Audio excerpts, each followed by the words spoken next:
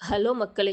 தமிழக அரசியல் களம் பரபரப்பா இயங்கிட்டு இருக்க இந்த வேளையில, அதிமுகவோட வெற்றி உறுதின்னு சொல்லிட்டு, ராஜேந்திர பாலாஜி பரபரப்பு பேட்டி குடுத்திருக்காரு. அது என்னன்னு நாம இப்ப பார்க்கலாம். அதிமுக கட்சியோட முன்னாள் அமைச்சர் ராஜேந்திர பாலாஜி இன்னைக்கு செய்தியாளர்கள சந்திச்சு பேசியிருக்காரு. நடிகர் விஜய் மறுபடியும் கரூருக்கு போனார்னா, ஏதாவது அசம்பாவிதம் நடக்கலாம் அப்படின்றதுக்காக, பாதிக்கப்பட்டவங்கள நேர்ல வரவழைச்சு ஆறுதல் சொல்லியிருக்காரு. அவர் அந்த 41 குடும்பங்கள் கிட்டயும் நேர்ல மனம் விட்டு பேசணும் அப்படின்றதுக்காக அழைச்சிருக்காரு. விஜயோட மாஸ் ஓட்டா மாற தகுதி வாய்ந்த பயிற்சியாளர்கள் தேவை.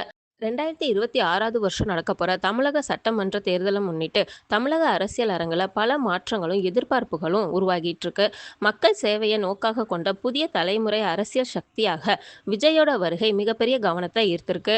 தமிழகத்துல 2026 தேர்தல் நெருங்கிட்டு இருக்க நிலைமையில எல்லா கட்சிகளும் தீவிர தேர்தல் வேலைப்பாடுகளை இறங்கியிருக்காங்க. கூட்டணி வடிவமைப்பை சுற்றி அரசியல் பரபரப்பு அதிகரித்து வரக்கூடிய சூழல்ல திமுக அதிமுக போட்டியை விட விஜயோட நேரடி அரசியல் களமிறக்கம் அதிக கவனத்தை ஈர்த்திருக்கு. அதிமுக கூட்டணிக்கு விஜய் வந்தா நல்லது. அவர் வரல அப்படின்னனாலும் பிரச்சனை இல்ல. விஜயோட வருகையால வாக்கு எண்ணிக்கை குறையும் அப்படின்றது உண்மைதான். அதே நேரத்துல அதிமுக தோல்வி அடையாது. விஜய நாங்க அழைக்கல. ஆனா அவர் கூட்டணிக்கு வந்தாரு அப்படின்னா நாங்கள் வரவேற்போம். அதிமுகவோட கூட்டணி வச்சாருன்னா 220 சீட்லயும், அவர் வரல அப்படின்னா 150 சீட்லயும் அதிமுக நிச்சயமா வெற்றி பெறும் அப்படின்னு சொல்லிட்டு முன்னாள் அமைச்சர் ராஜேந்திர பாலாஜி பேசியிருக்காரு.